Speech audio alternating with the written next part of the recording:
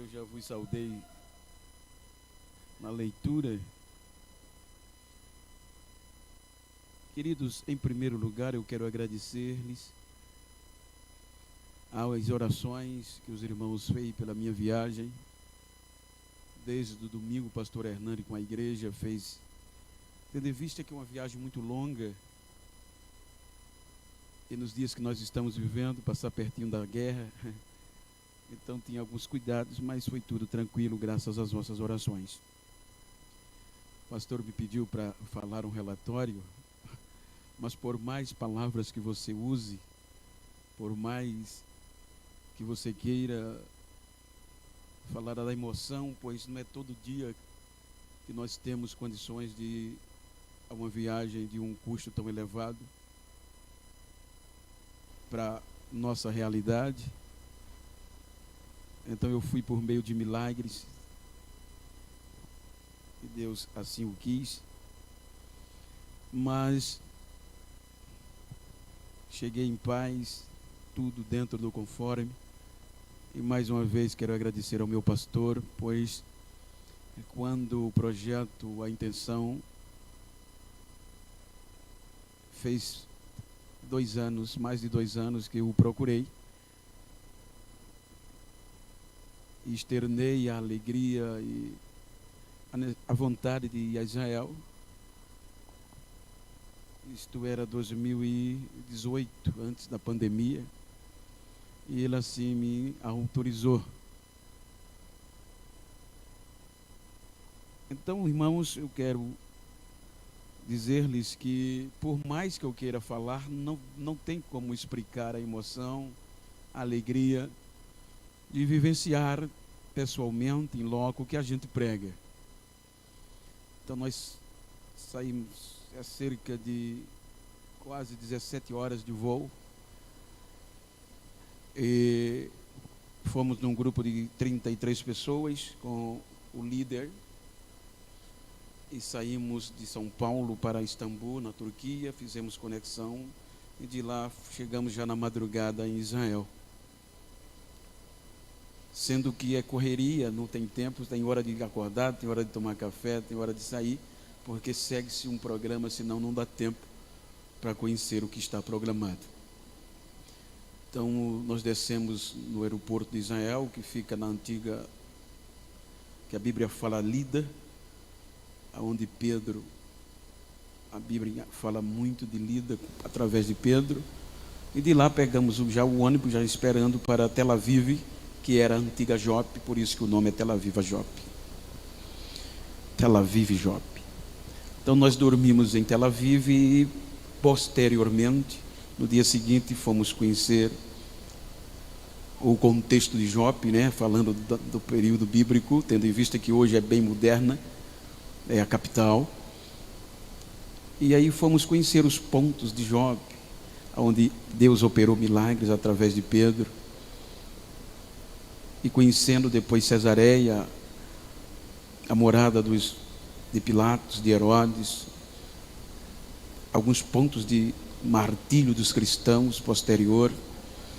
E de lá fomos para o Monte Carmelo, e do Monte Carmelo descemos, já dormimos a noite seguinte em Tiberíades, que é já no norte, é já na região da Galileia, e é a cidade na margem do mar da Galileia, também dá nome ao lago de Tiberíades, como também é o próprio Mar Morto, ou o Rio Jordão, melhor dizendo.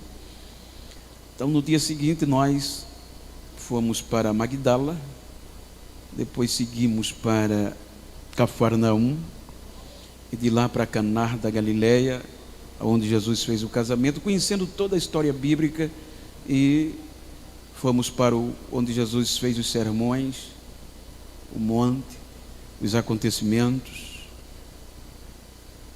enfim, em todos os pormenores, todo o mar da Galileia, todo o contorno, com o guia judeu explicando os acontecimentos. Bem verdade que a história, em alguns lugares, porque a Igreja Católica foi quem conservou a história, sem ela a história não existia, e por conta, quando o cristianismo tomou conta foi a religião oficial do Império, no século IV, quando Helena, que era mãe de Constantino, ela preservou pelo cristianismo a história, e você vê muitos monumentos modernos, nos cantos principalmente dos acontecimentos. Então a gente, depois de lá, fomos para o Rio Jordão, propriamente dito, o Lago do Jordão, e alguns irmãos se batizaram. É uma coisa emocionante, irmãos, que faz a gente se sentir, chora, ri, as irmãs se emocionam, porque eram mais mulheres. Interessante que era mulher de 68, 65, 70 anos, e a andada é pesada. Então, quando o joelho doía, uma me puxava, eu puxava a outra, e a gente ia andando. E de lá fomos sintetizando para direção ao Egito, conhecendo, melhor dizendo, conhecendo todo o norte, e do contexto do Jordão nós fomos para Jerusalém. Aí em Jerusalém é que a coisa pega mesmo. Jerusalém, propriamente dito, a Jerusalém atual é muito moderna, com hotéis e prédios que não há diferença das nossas capitais, mas é conservado a Jerusalém antiga. Então, as portas do muro, a gente entra por elas, aquelas portas de ouro, a porta de Damasco, porta de Jaffa, enfim. É uma coisa emocionante, porque você vai, foi aqui que Jesus foi julgado, foi por aqui que Jesus passou carregando a cruz, foi aqui, até ir ao túmulo, você entrar no túmulo que Jesus foi sepultado e ressuscitado. É emocionante demais, com um guia falando tudo o que aconteceu, e o local está lá, tudo que a Bíblia diz está lá direitinho. Então isso emociona, pois você já não vê um jardim da oliveira cheio de oliveiras, porque há muitas construções, pois é um contexto turístico, e eles vivem na maioria do turismo. Então os irmãos já podem imaginar, mas as coisas centrais estão todas ainda conservadas nas suas ruínas. Mas é muito emocionante. Fomos ao Monte das Oliveiras, e de lá conhecer toda a história de Jerusalém. O que me impacta também é que eles não têm isso que a gente tem, não é? E a gente, sem ver, só por ouvir, a gente vive essa fé tão emotiva, tão eloquente, e lá você não vê isso. Lá há muitas ramificações do judaísmo, igreja romênia, os etiópios, enfim, um bairro dos judeus, um bairro dos muçulmanos, um bairro da Etiópia, e não se mistura, cada um vai para a sua tradição. Parece uma 25 de março, é uma muvuca danada. Então, conhecendo todo Jerusalém, nós descemos para conhecer os desertos. Duas coisas me impactaram de uma forma que, por mais que a gente pregue, por mais que a gente fale, não dá. É a simplicidade da história e do contexto geográfico. Você vai entender porque a Bíblia fala muito de montes de pedras, porque só é o que tem, irmãos. São montanhas, montanhas e montanhas, e só um vale no meio, o vale de Esdraelon, que é o mesmo vale de Jezreel. O resto é tudo seco, montanha. A gente tem a perspectiva quando fala de ovelha de pastos, mas não tem nada que as ovelhas pastem. É só no monte, os montes, e são montes muito altos, e os caminhos que as ovelhas fazem através dos séculos, e em cada rebanho você vê um pastor, uma pastora, tomando conta das ovelhas. Então a gente vai entender mais o quanto valia a história. É interessante que o guia falou, quando nós chegamos em Belém, porque nós fomos em Belém, e fazer o caminho que Davi fazia nos campos de Boaz, o campo dos pastores, as cavernas dentro das montanhas, onde escondiam as ovelhas e dormiam com elas. A simplicidade é tremenda, você fica impactado, não acreditando que uma simplicidade de um contexto geográfico, cultural tão grande, traz uma história que mudou todo o contexto. Então você, olha, Era daqui que Davi saía, andava de Belém para Hebrom, o que Maria fazia, onde ela andou, Ruth, Noemi, enfim, você vive tudo isso, porque é tudo, você tem um programa para ver tudo. Depois de lá, nós descemos para o Egito, aí vamos entrar no deserto propriamente dito, deserto da Judéia, deserto do Negueb, deserto de Sim, que é o Sinai, deserto de Sul, passamos pelo canal de Suez e a fonte de Mara e adentramos no Egito. Aí no Egito você já entra com segurança, tem um soldado do governo que entra no ônibus, 2 escoltas, uma na frente e outra atrás do ônibus, porque no passado alguns grupos foram sequestrados pelas pessoas que vivem no deserto. E interessante, aí chegamos, passamos aonde Ló separou de Abraão, passamos em Jericó. O que me marcou em Jericó é que paramos conhecendo o Monte da Tentação, a cidade que já não é tão quanto era, mas e fomos comprar algumas coisinhas, que tudo é dólar, é dólar, shekel, que é a moeda de lá, e o dono da loja me conheceu em Jericó, e quando a gente ia saindo, bom, o rapaz que ali, aí começou a me beijar, me deu uns presentes, me deu uma caixa de passas. Eu digo, não, essa aqui eu não tenho ousadia de comer, não, vou levar para o meu pastor. Tamareira, a tâmara propriamente dita, que é o vínculo da plantação, você vê isso constantemente. Então, saindo de Jericó, passamos por todo esse deserto, chegamos no Egito, as pirâmides, o Museu do Cairo, como se fazia o papiro, uma coisa impressionante, e aprendendo cada vez mais. Então, por mais que eu queira, só na particularidade, tendo em vista que por mais que você queira falar, você não alcança, você não consegue expressar o contexto histórico pela simplicidade dos locais. O Monte Carmelo é um monte cheio de pedra, só pedra e árvore. Mas quando você olha de cima, que vê o Vale de Jezreel, é uma coisa linda. Aí você começa a imaginar como Deus faz as coisas pela simplicidade. Muitas vezes a gente quer ser, é coisa simples demais, com homens e mulheres que marcaram a história. Então, mais uma vez, agradeço ao meu pastor e a vocês pelas orações. E estava falando com o meu pastor que possivelmente em março a gente volte de novo. Não é porque eu tenho dinheiro, é porque eu fui para uma agência que me convidou, eu não paguei nada. Então, por isso que eu fui. Irmão, não penso que eu tenho dinheiro para ir. Por isso que é melhor ainda, viu, irmãos? Só paguei mesmo os meus exames de Covid e algumas coisas que eram necessárias, mas é um custo hoje cerca de 20 a 21 mil reais para você ir, mas é muito organizado, é muito bom.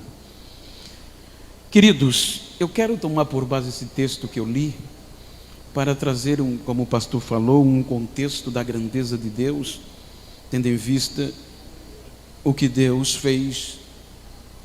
E a gente vai falar do Egito porque é o contexto. Quando nós olhamos a história, nós vamos perceber. Eu aprendi esta coisa na viagem, eu falava tanto, a gente costuma, né? Falar muito mal do Egito, e quando você vê a história em loco, você vai trazer para a Bíblia, você percebe que o Egito foi o berço de onde tudo começou. É o contexto mais antigo do mundo em termos cidade.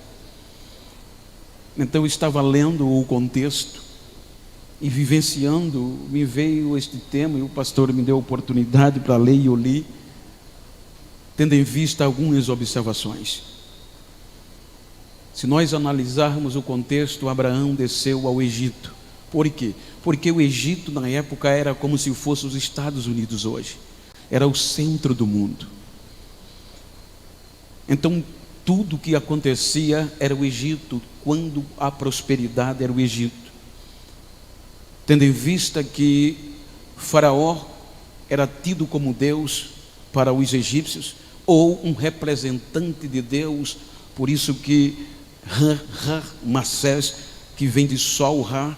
Então, do contexto bíblico histórico, ele, para os egípcios, era um representante de Deus, e como a maior potência, ele o Egito predominava tudo. Os irmãos hão de convir que quando a fome veio a Abraão, no deserto, no Canaã, quando você anda, você vai perceber, irmãos, não tem como explicar. Um lado é o mar vermelho, e saiu do mar vermelho é areia e é deserto, que esconde a vista e as montanhas.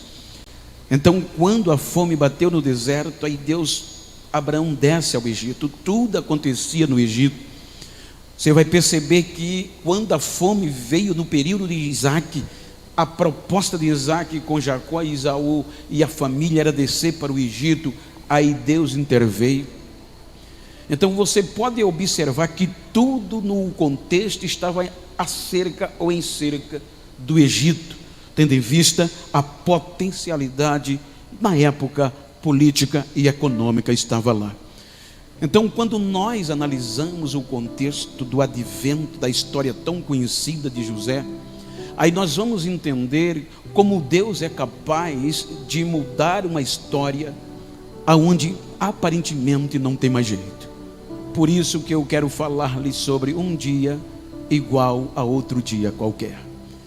Quando nós observamos o contexto bíblico, os irmãos hão de convir que Jacó no deserto, você percebe que ele envia José para levar almoço, não sei.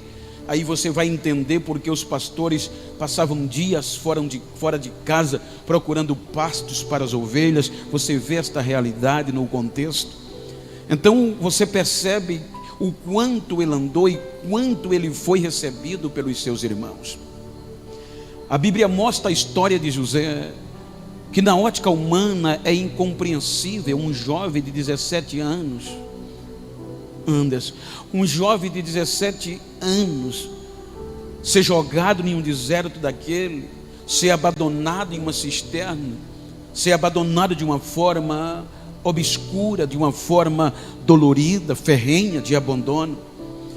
Então a gente vai caminhar todos os processos de sofrimento e sem entender o que Deus estava querendo fazer para salvar este projeto. Vamos entender que um dia esses acontecimentos foram reais e José sofreu pelo abandono, vai para casa vendido como escravo, perdendo o direito. E o interessante é, se você for ler a Bíblia, você vai observar que posterior, por mais de 160 vezes, Deus falou com Moisés, como falava com um amigo cara a cara. Mas no contexto de José, você não vê a Bíblia falando que Deus falava com ele. Porém, a Bíblia diz que em todos os momentos, Deus estava com ele. Porque o projeto era de Deus, era Deus que queria para salvar todo o contexto. Você pode observar que todas as vezes que Deus precisa fazer algo que é necessário para o contexto coletivo, alguém vai ter que submeter-se à sua vontade. Então é quando a gente entra no contexto bíblico que vê a história, por exemplo, chega neste grande, que era o sonho de todo mundo, mas ele vai chegar no Egito como escravo. Ele chega no Egito como escravo, e eu achei interessante que o guia que nos estava, tornou-se meu amigo, Samuel Gabala. Ele é um arqueólogo de cerca de 30 anos de profissão, e ele disse para mim, a gente que prega, qualquer palavra, tudo a gente já vai pensando em mensagem, vai pensando no contexto. Estou usando o que ele disse, não pelo contexto da mensagem. É que quando aquele contexto do advento na casa de Potifar não faz uma análise de quem era José, simplesmente o põe, e ele mostra que a sociedade daquela época, as mulheres tinham peso, as mulheres, era uma sociedade feminista, era uma sociedade em que as mulheres tinham voz de peso. Por isso que quando a mulher acusou José, o Potifar não tinha, você vê biblicamente, ele não tinha como refutar nem desfazer, porque a voz da mulher era muito potente naquela época. Então, quando nós analisamos o contexto, eu estava lendo na viagem nesses dias, hoje mesmo eu li o contexto, só estou dando uma síntese da Bíblia, para mostrar para você que não são a adversidade que faz Deus desistir de nós, não são os nossos momentos de fraquezas, de delírios na ótica humana que faz Deus desistir de nós. Estou dizendo isso, falando, pregando, não vim, queria até ouvir o meu pastor, mas ele pediu para que eu falasse. Talvez nesta noite você estar aqui, você está me ouvindo pela internet, querendo desistir sem entender a circunstância. Não desista não, porque Deus tem coisas maiores para fazer por meio de você. Então a Bíblia mostra, veja que o contexto, eu estou só falando em síntese, ele é muito grave. Porque você vê que é só sofrimento, cisterna, casa de Potifar, acusado injustamente, sem ter direito à defesa, sem ter direito a se defender, é condenado ao cárcere, é condenado a vestir uma roupa de prisioneiro, digamos assim, é condenado a jogar-se no meio dos mais periculosos assassinos, criminosos, jogado em uma prisão como infrator, como desonesto.